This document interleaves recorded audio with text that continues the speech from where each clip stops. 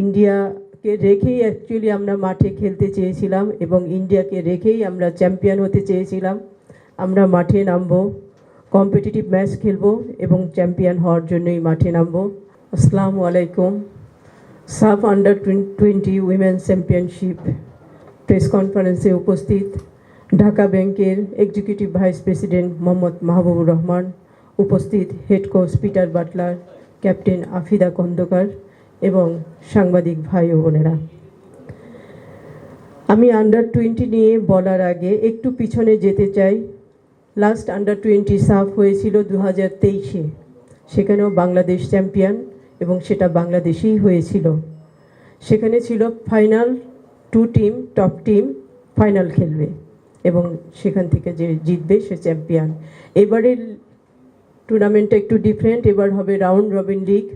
এই round robin লিগে মানে হাইয়েস্ট পয়েন্ট যারা পাবে, অর্থাৎ highest point will be crowned champion, round robin league.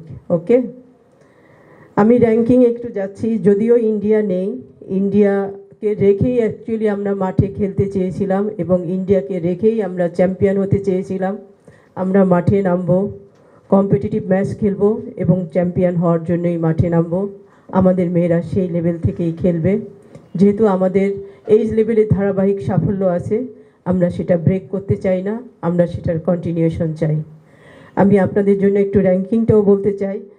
India যদিও নেই, ইন্ডিয়া, আমি সাউথ এশিয়ার র্যাঙ্কিংগুলো বলি। সাউথ এশিয়ার দেশগুলোর ইন্ডিয়া 70, নেপাল 100, বাংলাদেশ 128, শ্রীলঙ্কা 159 আর ভুটান 171।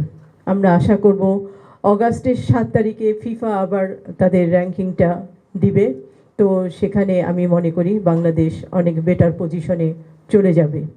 আপনারাও সেটা তখন জানতে পারবেন।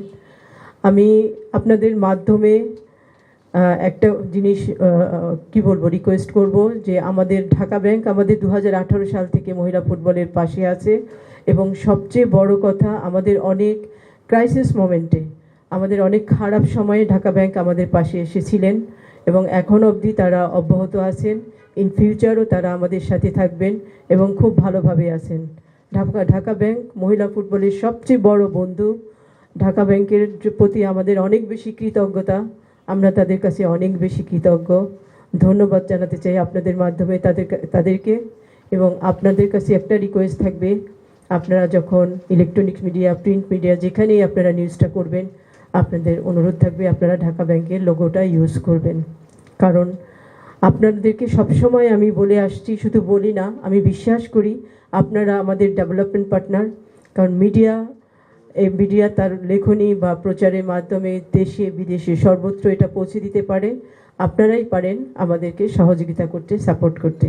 এবং মহিলা ফুটবলের জন্য সবসময় আপনারা আমাকে সাপোর্ট করে আসছেন, আগামী দিনগুলোতে করবেন, এটাই আমার বিশ্বাস। তো আমাদের টিম মোটামুটি প্রিপারেশন নিয়েছে। আপনারা জানেন যে আমরা senior team Asia cup qualifying round খেলতে মিয়ানমারে ছিল একটা লম্বা সময়। তারপরে এসে পিটার আবার টিমকে দেখেছে।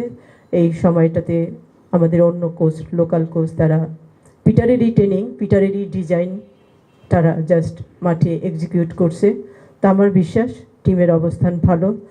টিমে সিনিয়র জুনিয়র বলবো না, নতুন পুরনো মিলে কম্বিনেশন করা। এবার আমাদের পুরনোর বাইরেও 14 জন নতুন প্লেয়ার আছে। আর এখন টেকনিক্যাল এবং ট্যাকটিক্যাল দিকগুলো পিটার বলবে, আর টিম নিয়ে প্রত্যাশার কথা প্রান্তি বলবে। ধন্যবাদ সবাই।